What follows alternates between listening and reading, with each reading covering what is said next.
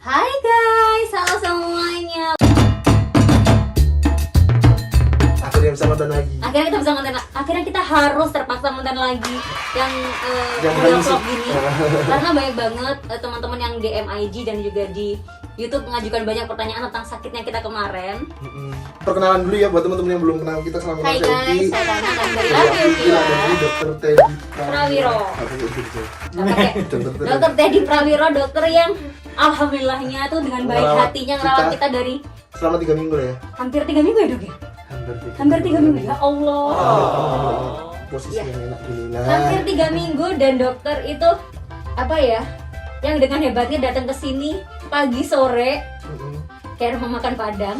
Tiap pagi sore mantau kita dan ya pokoknya Padahal pasien COVID-nya dokter ini nggak cuma kita dan itu banyak banget. beliau nyempetin datang kita. Terima kasih dokter. Thank you ya dok. Enggak ya ternyata ya. Tilep ini dibuka aja kan ada maskernya. Enggak, ini Aman nih. soalnya. Iya kalau kamu Apa-apa, gitu nggak gitu. Ya seperti yang teman-teman tahu kita terkena COVID. Untuk kedua kalinya dan kali ini kemarin cukup bergejala, termasuk gejala apa dok? Gejala sedang, termasuk sedang. Sedang. Ya, sedang lah ya, sedang. Sedang aja begitu ya Sedang Allah. begitu, gimana yang berat Udah ya? tobat ya Dan Allah. yang lebih bikin agak berat lagi karena kemarin kondisinya istriku dia lagi hamil 6 bulan ya, kemarin itu 6 bulan ya? Enggak 5 bulan. Oh masih 5 bulan. Sekarang ini 5 bulan setengah. 5 bulan dan itu yang menyebabkan banyak obat yang nggak bisa dia minum, makanya penyembuhannya jadi lebih lama. Jadi di sini kita cuma bermaksud nge-share apa yang kita alami kemarin, Mungkin share pengalaman ke teman-teman, mungkin bisa jadi apa ya? referensi Buat teman-teman. supaya yang terkena nanti juga nggak panik ya dok, terus nggak Nggak gugup kayak gugup. saya, karena kemarin aku ngerasain stres yang cukup parah, justru tekanannya tuh malah tekanan mental, bukan Psikis.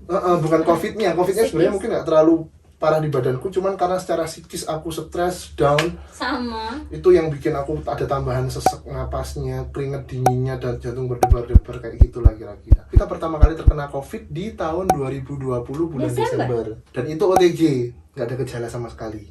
Makanya saat itu setengah kayak ngeremehin ya.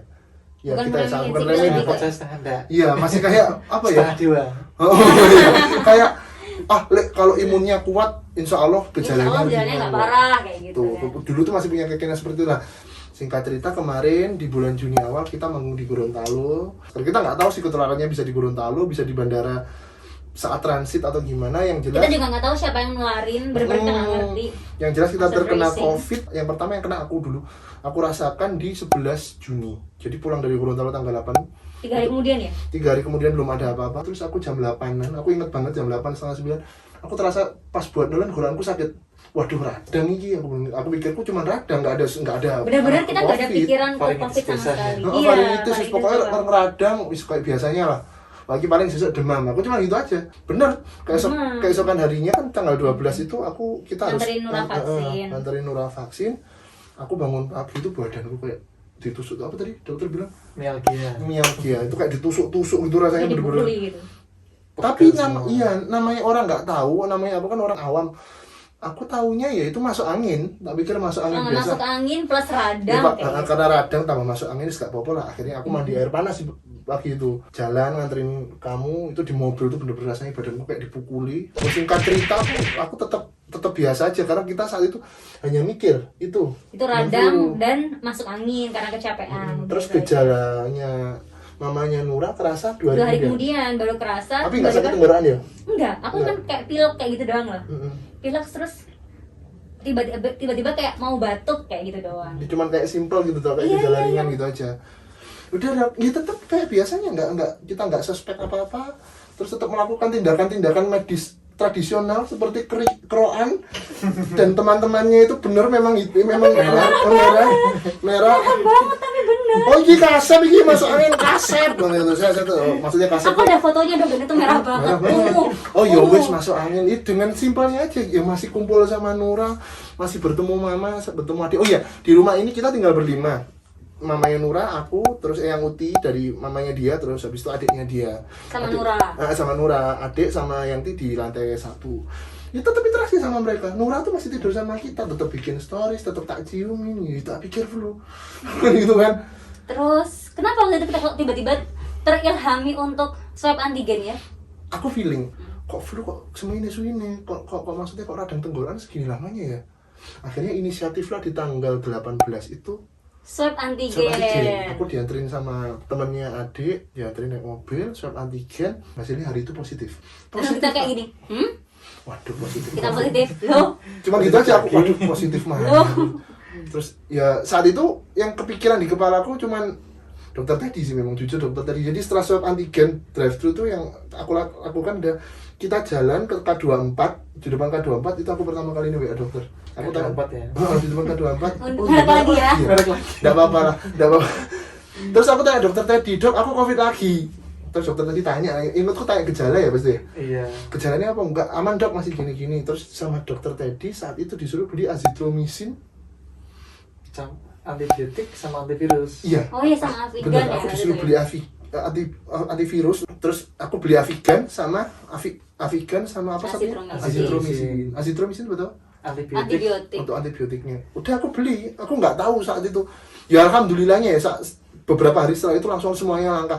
Aku beli. Belum langkahnya itu. Belum, ya Allah belum. Ya, itu aku beli masih 30.000 kok piro gitu kok satu. 20.000. 20.000 ya? Aku beli 2 tuh 40.000. Aku lupa lah, pokoknya nggak mahal. Aku bawa itu pulang, ya sudah sampai rumah itu tanggal 18. Keesokan harinya mulai minum azitromisin. Dokter datang ke rumah untuk pertama Untuk kalinya di PCR. di PCR saat itu. Confirm positif dengan Padahal waktu itu dokter udah tahu, ini Covid nih gitu. tapi ya buat ngecek CT value-nya buat maksudnya. Singkat cerita di 12 jam kemudian hasil PCR-nya keluar. Saat itu dia CT value-nya 25, aku 19. Harusnya kan dia yang recover. Ternyata dia yang kondisinya lebih parah dari aku. Tapi belum kelihatan saat tanggal 19. Belum tahu. Hari tetap berjalan. 2 hari kemudian di tanggal 21 kita berjemur. Nggak ada suspek mau saturasi mau turun satu dok. Karena dokter kan juga belum terlalu ngomong oksigen kan saat itu. Waktu itu dokter juga, karena kita pressingnya di bawah, dia nggak tahu kondisi kamar kita seperti apa. Nggak pakai Beda AC. ya, dokter nggak tahu, Iya. nggak tahu kalau ternyata kita pakai AC Di rumah terus. pakai AC. Ya itu juga salah satu yang menolong teman-teman. Kalau bisa saat terkena COVID nggak pakai AC dulu. Stop AC. Keringetan sebanyak mungkin. Terus habis itu tanggal 21 aku telepon temanku yang pernah kena COVID. Di tengah obrolan itu tiba-tiba dia nyaranin, "Ki, kalau bisa sedia tabung oksigen ya sama oximeter." Belum angka saat Oximeter itu. saat itu udah beli oximeter. Tapi tidak valid. Terus habis itu aku tanya informasi ke dokter tadi itu, dikasih beberapa referensi nomor, terus sama si Aris dapat beberapa referensi nomor. Terus akhirnya dapat jam 7-an ya, jam 7-an malam. Tabung kecilnya udah datang. Terus habis itu aku juga request tabung besar, dibuka aja kalau nggak. Nggak apa-apa. Terus habis itu ternyata bener, malam dia saturasinya turun pelan-pelan dari 96 ke 92 dulu, dari 92 ke 88. Aku ngomong dokter itu. Akhirnya pasang tabung oksigen dia, pakai 5 LPM. Kok yang dilala, alhamdulillah saat itu kamu lagi kontak Mas Randy ya saat itu ya? Iya sudah, aku udah ngobrol Ya sama Allah. Mas Randy itu. Kok yo pas, alhamdulillah semua diatur sama Allah, On diatur sama time. Tuhan, on time. Saat saturasinya dia turun ke 70 ke 88. 88. Oksigennya pakai ada. Heeh. Pas banget. Dan itu cukup ngeri dok, karena ternyata dia cerita malam hari saat dia dari kamar ke kamar mandi ini kan jaraknya cuma berapa? 5 meter? Nggak sampai. 5 meter, 4 meter lah.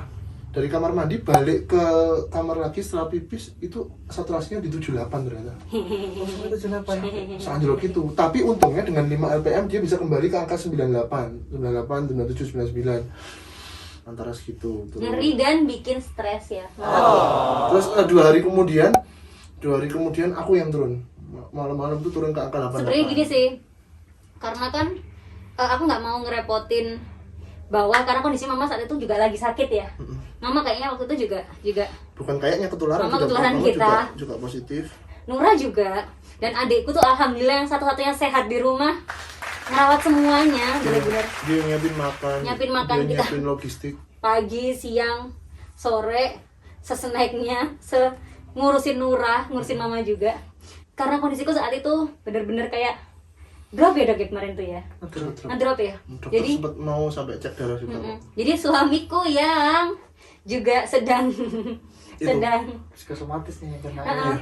dia yang sedang mengalami gejala juga. Dia terpaksa harus ngerawat aku juga, dan dia tuh nggak tidur selama hampir nggak tidur selama 2 Tidur hari. sih, tidur cuman tidurnya bentar-bentar, sejam, 2 jam. Dalam kondisi demam. Dalam kondisi demamku tinggi, saat itu aku sempat tembus 39 kan, dokter tahu sih sempat tembus 39, jadi aku harus mantau oksigennya. Sempat nggak bisa masang regulator sampai oksigennya bocor, sempat dok malam-malam aku lari langsung. Jadi bener-bener ya itu seminggu 2 minggu yang cukup mengerikan. Dan di situ gejalanya kerasa, aku udah mulai kayak nyeri dada, dahaknya udah mulai banyak, jadi dibuat batuk sekali, sini tuh nyeri dok, langsung kayak bener-bener badan tuh lemas. Karena pekat sekali ya dahaknya. Iya, karena pekat sekali dahaknya. Oh iya, hari pertama itu Nura masih di atas sama kita. Nora masih jatuh sama kita. Waktu apa regulatornya bocor itu, Mm-mm. ya kan? Nah saat itu dokter juga sempat nyaranin setelah itu kalau bisa dipisah aja, soalnya kan karena Nura masih ASI, walaupun sudah 2 tahun lebih. Khawatirnya kalau nyusu dia nanti justru mamanya yang kondisinya ngedrop gitu aja. Akhirnya Nora dibawa, tapi kondisinya saat itu dia batuk pilek sama dokter cuman dikasih Traminik. ya Dari kami alhamdulillah. alhamdulillah dia sehat lagi. Memang menurut dokter juga kalau anak kecil memang imunnya beda ya kayak kita ya. Iya, beda regulator ya. Iya beda regulatornya. regulator. Jadi ada kata dia terkena COVID gejalanya nggak akan separah kita gitu ya. Dengan catatan bukan yang mutasi. Oh dengan catatan belum bukan yang mutasi. Bukan virus yang baru. Kalau yang virus yang baru anak kecil pun juga bisa. Bisa terkena juga. Wah ini Parah. nanti dokter juga harus jelasin sih. 2 hari kemudian suamiku yang dalam kondisi demam tetap ngawasin saturasi oksigenku, jadi tiap jam tuh dia harus itu kayak Bukan tiap jam, tiap 5 menit. tiap 5 menit saya nggak sadar itu ngambil tanganku gitu kan, ambil tanganku terus dicek saturasi oksigennya. Itu hari-hari tergila aku sih itu. Langsung wajar dong setelah itu dia drop. 2 hari Gitu, kemudian kayak, aku bangun jam 1 malam tuh setelah ngecek saturasinya dia set aman. Mamanya Nura 98 dalam kondisi udah turun saat itu pakai 3 lpm. Dia cuma pakai 3 lpm, terus aku ngecek saturasi ku 88. Melawayu Rene dok, langsung aku dari kamar tuh lari ke sini. Untung di sini dia dikirimi sama temanku ada ini tabung hitam ini, tabung oksigen kecil, aku pakai 3 lpm sampai pagi ya gitu. Tapi masih naik turun. Untungnya turunnya nggak di bawah 90, pagi itu masih 92, 93. Naik lagi ke 96, tapi turun lagi ke 94, 93. Cuma 2 hari aku pakai itu. Hari ketiganya sudah di 97, 98. Tapi alhamdulillah. yang bikin aku semakin stres, ya bener seperti kata dokter, yang susah itu ngadapin tekanan psikisnya. Iya. Aku kok membaik, kok istriku tidak membaik. Saat itu pertanyaanku itu. Terus dokter kan juga tidak 24 jam bersama kita, jadi aku tidak ada teman ngobrol. Itu udah mulai stres. Tak selimurin nonton TV, game, itu nggak menolong dok. Ya nggak tahu ya, mungkin ada beberapa orang yang bisa lebih tenang, tapi memang disarankan kalau bisa tenang ya dalam kondisi seperti itu. Iya, karena dipengaruhi oleh hormon juga kan. Kalau terkena virus itu hormon estrogennya naik. Baru Jadi tahu. perasaan. Oke. Baru tahu Jadi ya. itu orang kalau terkena virus itu hormon estrogennya naik. Naik. Yang itu yang bikin dia lebih gampang khawatir. Jadi kayak gampang anxiety gitu, kayak cemas Oh, gitu. anxiety attack, aku bener-bener anxiety attack, keringat dingin tangan, kaki, sesek. Tapi kalau setelah ngobrol sama dokter ya tenang. Setelah ngobrol sama dokter tenang. Setiap dokter datang ke rumah tenang. Aduh ya ampun, tangannya tuh sekali pegang tanganku tuh kayak kok tangannya berair ya, kayak gitu. Itu gejalanya itu tadi yang seperti kalian tahu, batuk, pilek, terus berdahak. Kalau kita lebih ke arah paru-parunya berarti kemarin ya. Terus ada satu lagi anosmia. Tapi untungnya anosmia kita nggak full 100%, lidah nggak hilang dok. Untungnya kemarin. Lidahnya nggak hilang. Emang nggak hilang ya? Anosmia, yang dikatakan anosmia itu hidung. Kalau di- Salah lagi kan? Salah lagi nggak bisa bau. Hidung, ya makanya kok bisa ngerasa masih bisa ngerasain asin, masih bisa ngerasain manis. Oh, itu beda lagi ya. Beda gitu. Beda regulator. benar. Itu apa kalau lidah dok? Papilanya gitu yang bermasalah. Bukan, indera perasanya. Kalau anosmia kan indera penghiduan.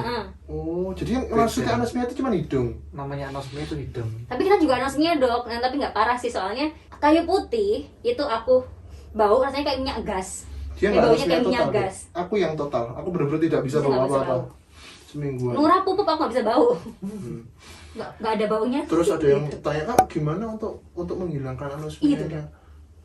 Untuk menghilangkan Hilang anosmia diri. dan Hilang sendiri kalau Ya, virusnya sama sudah aku. hilang. virus Kemarin juga di sendiri hilang stories aku sendiri juga- saat virusnya udah hilang. Aku di stories juga ngomong tips triknya apa Kak, untuk menghilangkan anosmia. Nggak ada, ya hilang sendiri aja, aku bilang gitu. Yang penting itu tadi.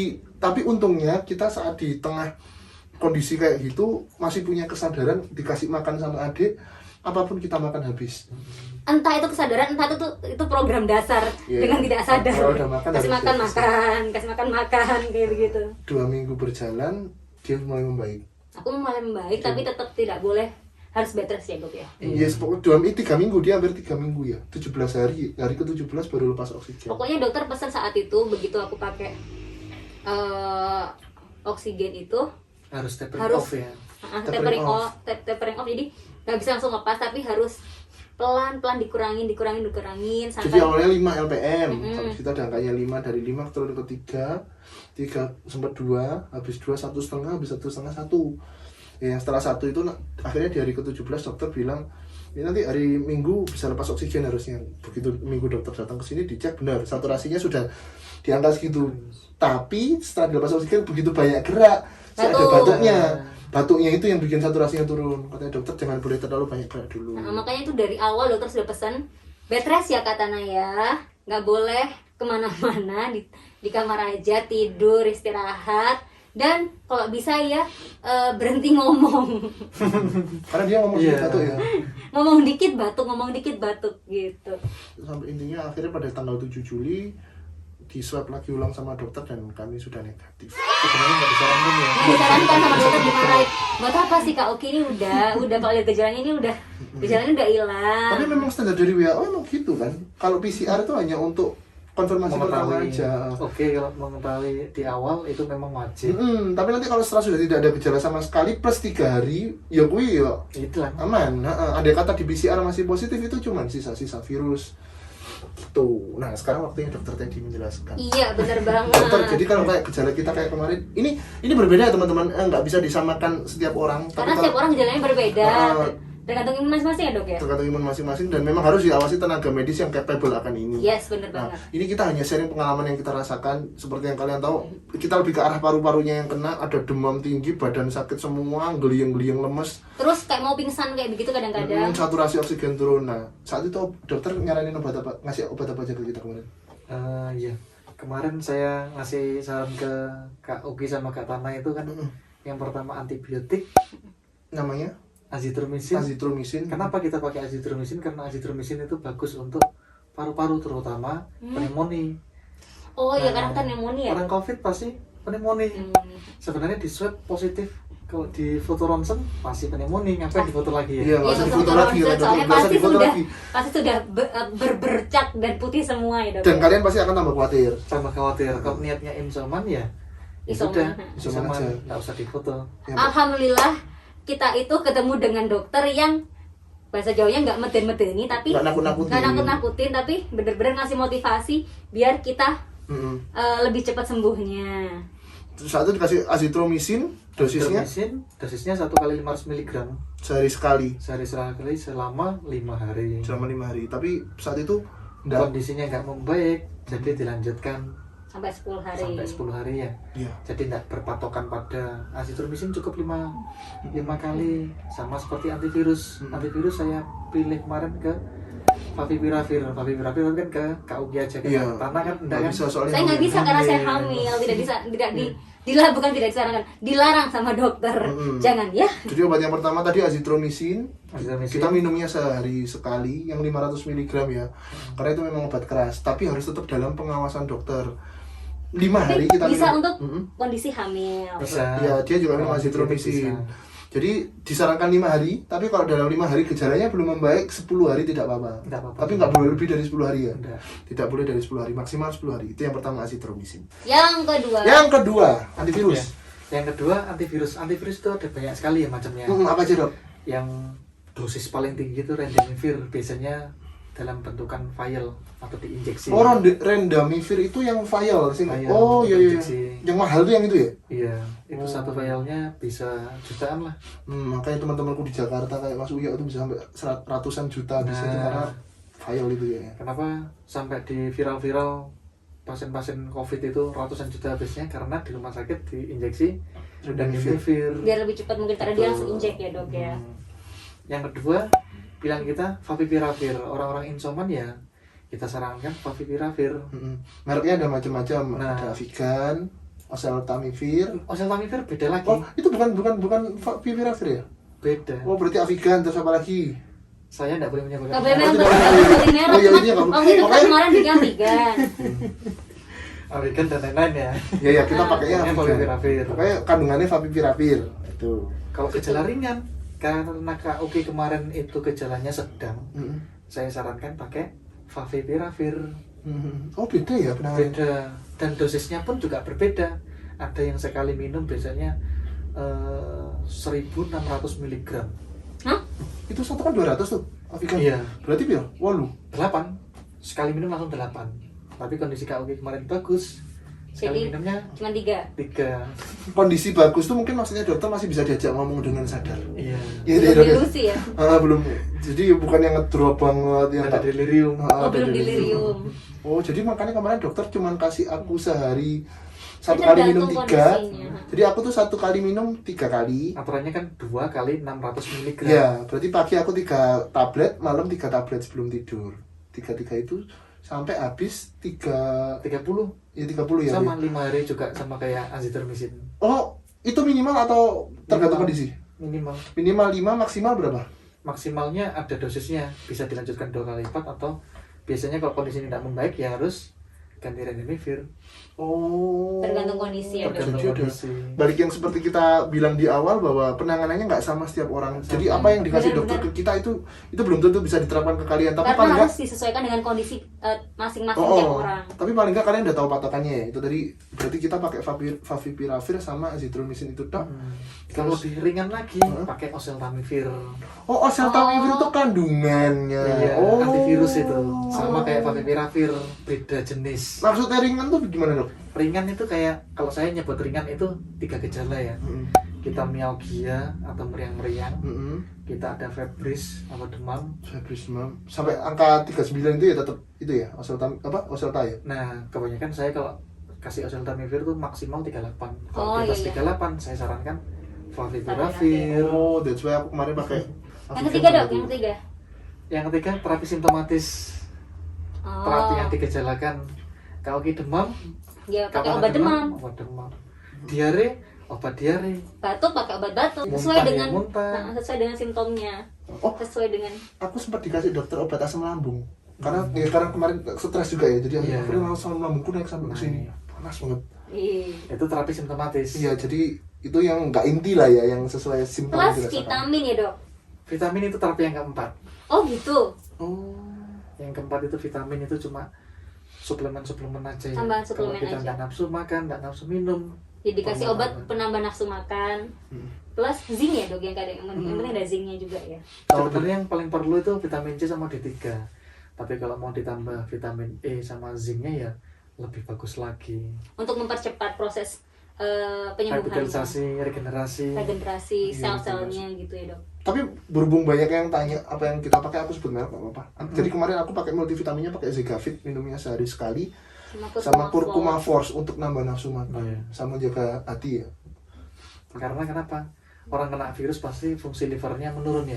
Makanya pipisnya bisa kuning, terus badannya dia juga kuning. Nah, Plus kuning aku itu sendiri kuning juga badannya. ya, kuningnya Plus aku- karena dehidrasi juga bisa. dehidrasi juga bisa. Plus aku juga kemarin kan nggak bisa berjemur kan, Dok, karena kondisinya rumahnya ada barat. Dan aku kalau Kalau berjemur lepas harus naik ke oksigen. atas atau turun ke bawah. Padahal aku nggak boleh naik turun tangga. Padahal dia lepas oksigen, bentar aja saturasinya udah turun. Jadi ya sudah Jadi lah kemarin ya. dia tidak berjemurnya justru setelah sudah negatif baru dia berjemur. Baru bisa setelah lepas selang oksigen baru bisa berjemur. Gejalanya apa lagi kemarin?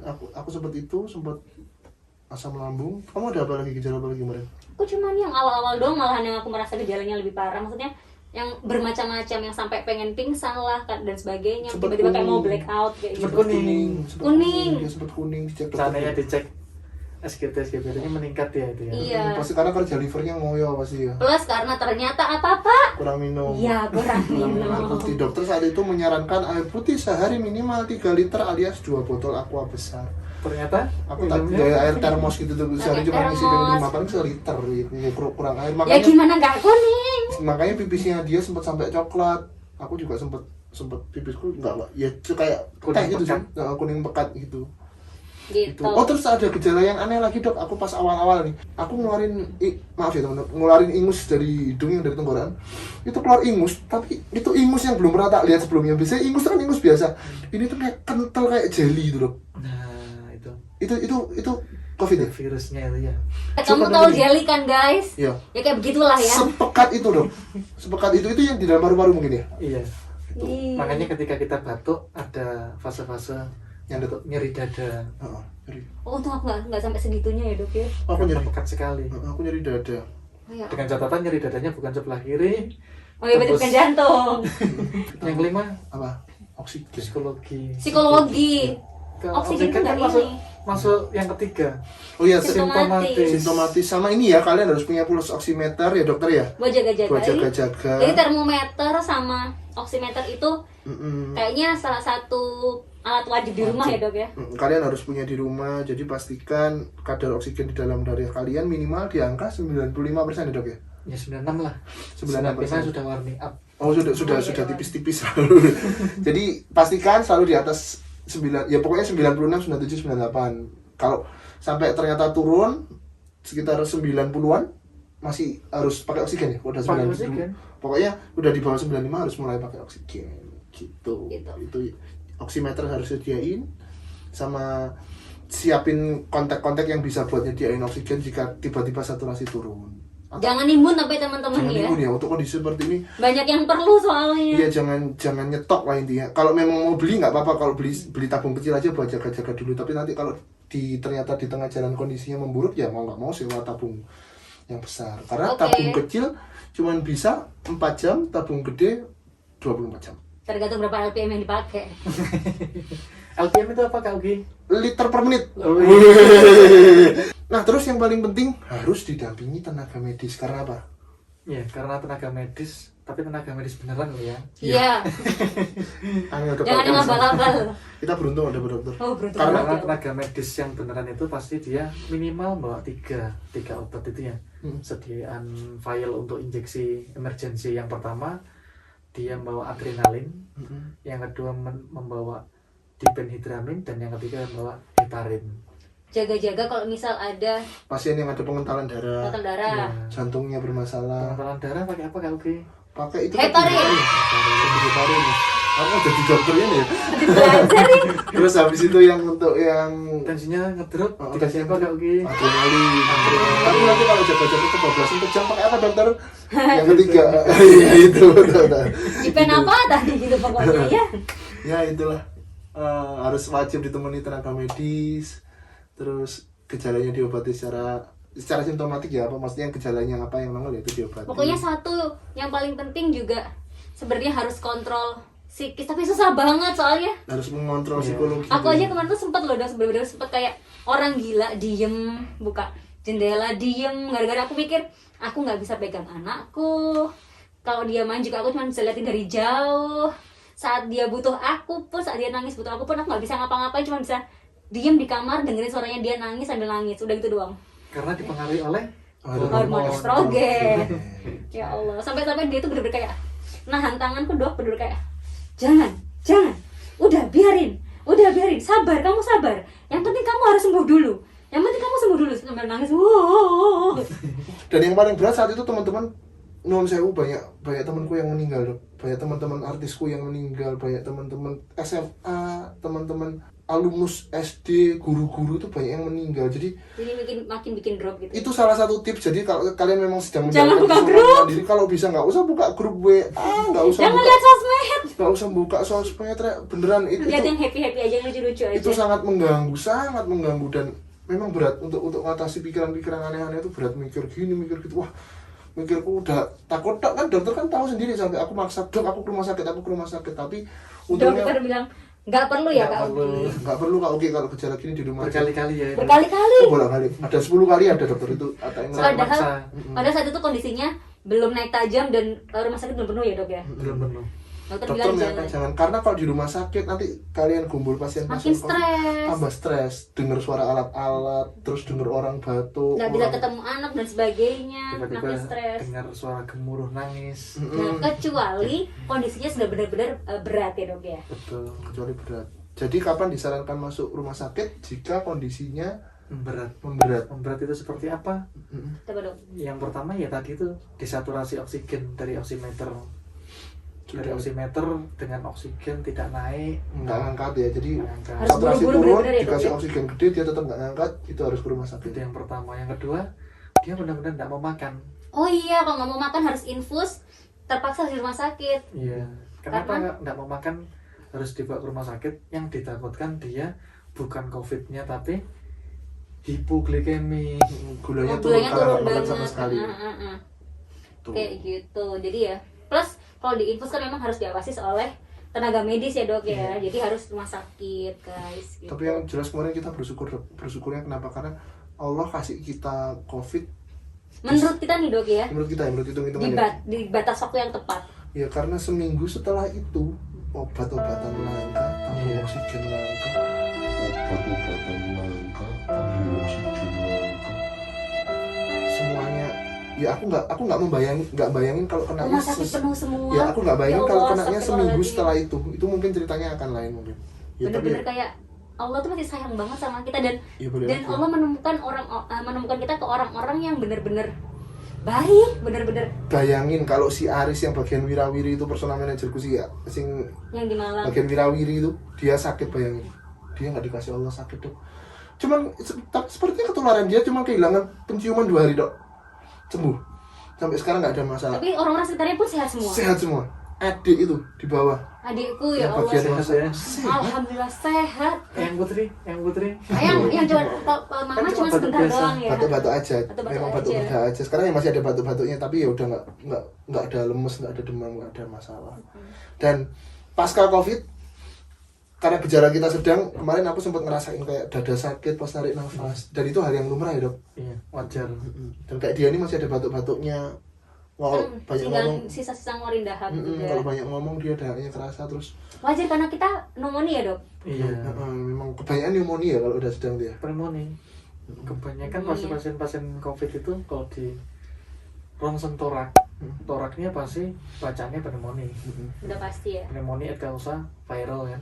Virus. Jadi biasanya guys itu biasanya tuh akan dialami oleh pasien COVID. Kalau kalian nggak mau makin kepikiran, Ya kata dokter kalau memang gejalanya nggak nemen ya nggak usah sampai masa cuci sampai torak. Asal ada, balik lagi ya, asal ada yang ngawasi di rumah. langsung ngawasi di dokter, rumah, ada tenaga dokter dan medis. sebagainya.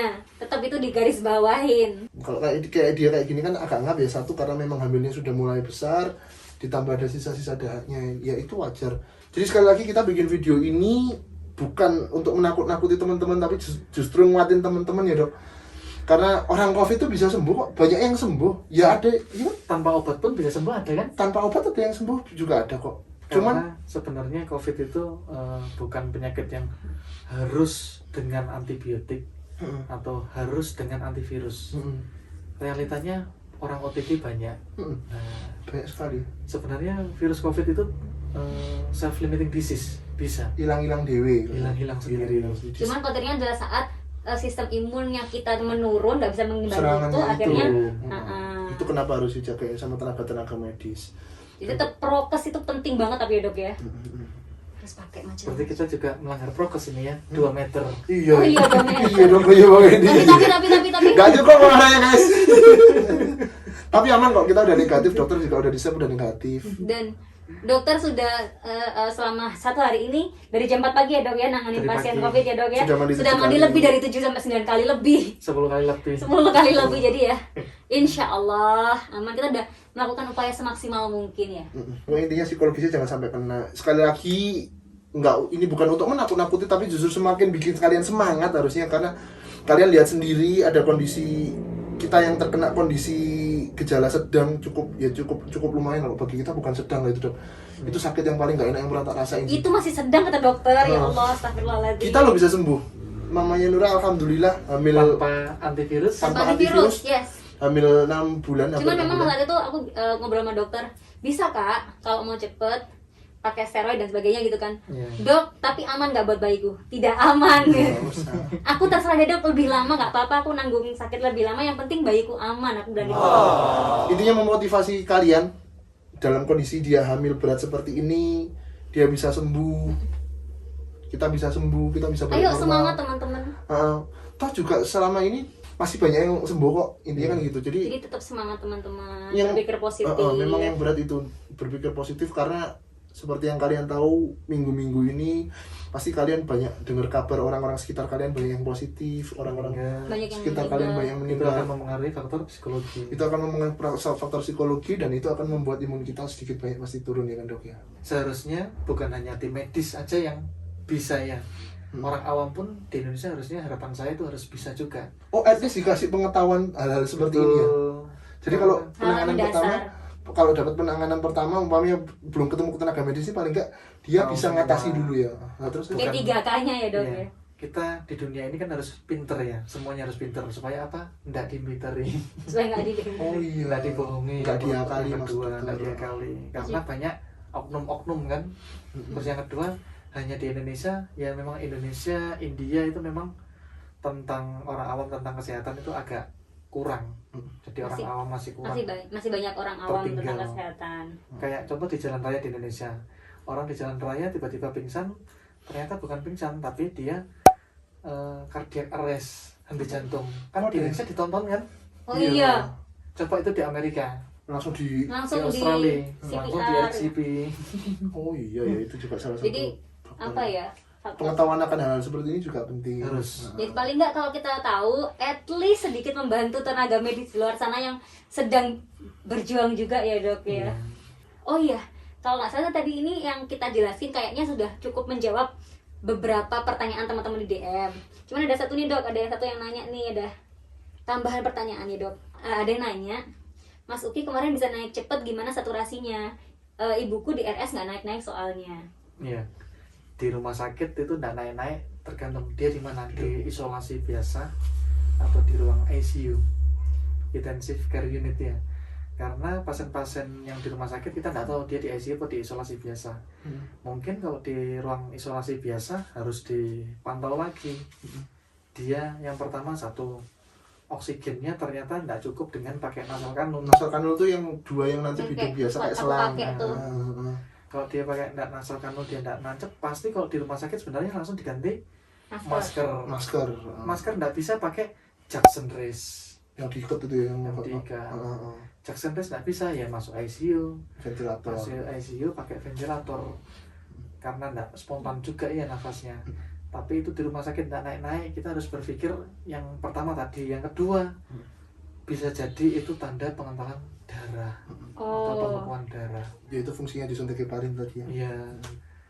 itu Itu yang mungkin kedua. Yang ketiga, Terus yang ketiga, kita juga mikir pasien itu ada komorbid nggak? ada komorbid enggak, betul Kak Tana. Jika ada komorbid, kita harus tahu. Contoh DM, saturasinya nggak naik-naik. DM Ternyata- diabetes mellitus. Ya, ternyata gulanya sangat rendah. Dari dia punya diabetes mellitus, gulanya sangat rendah. Mau nggak mau ya gulanya kita tambahkan kan.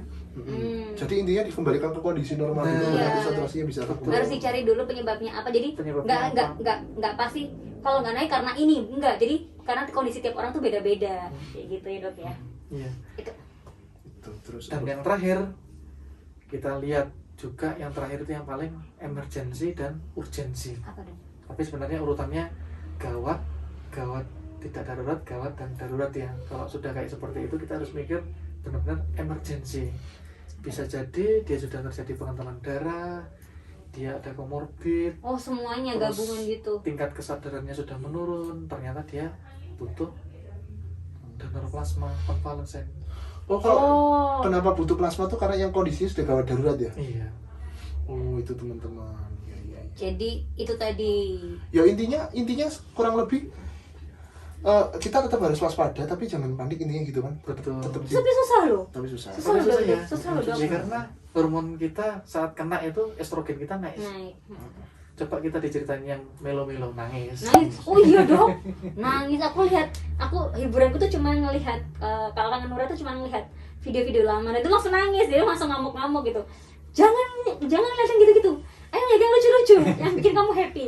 Gak bisa aku kangen anakku. Aku bilang kayak gitu Terus kan. kita diceritain yang gini-gini, dia ceritain gini-gini, percaya. Gampang percaya, gampang tersentuh. Itu hormon estrogen, jadi bahaya sekali ya Aku lihat. psikologinya. Aku ngerasa seperti itu man. Ya itu kita. Estrogennya tinggi. Gila. Dok. Tapi pria pun juga bisa. Bisa ya. 2 minggu yang luar biasa sih kemarin tuh. Luar biasa. Maksudnya selain sakitnya ini juga banyak pengalaman sih, banyak pengalaman, banyak belajar, banyak hal juga. Semoga pengalaman kita ini bisa jadi referensi teman-teman dan nggak bikin teman-teman panik. Karena dengan pengalaman kita kan paling nggak teman-teman bisa cari 1-2 hal yang bisa menyelamatkan di awal-awal. yes, kayak gitu. Tapi yang paling penting yaitu tadi oximeter, terus habis itu ada tenaga medis yang nemenin. Itulah yang paling penting. Oximeter tuh wajib, ada tenaga medis dan pikiran kita harus diusahakan sepositif mungkin. Kenapa? Ya, relax. Susah. Ya kenapa tadi oximeter tuh juga karena aku lihat beberapa orang-orang ada yang beberapa meninggal tuh OTG dok, tapi saturasinya moro-moro turun. Nah, Happy hypoxia. Hypoxia. Kayak aku kemarin ya dok ya. Dia nggak ngerasa apa-apa. nggak sesak, penampakannya nggak sesak, Nggak sesak tapi kok. Biasa-biasanya saturasinya Tapi turun. turun. Itu yang berbahaya, banyak yang orang nggak kecolongan tuh gara-gara itu. Jadi kenapa dari awal aku bikin stories tuh aku selalu bilang kalian harus punya pulse oximeter ya, itu cuma buat mantau saturasi oksigen. Nanti kalau sudah tuh andai kata amit-amit turun ya udah pasang oksigen aja. Kalau itu nggak telat ya insya Allah aman nih dok ya. iya. Insya Allah. Ya begitulah penjelasan. Jadi semangat teman-teman, apalagi buat teman-teman yang isoman di rumah. Semangat ya. Happy funny. Oh iya harus ketawa-ketawa terus ya. Happy.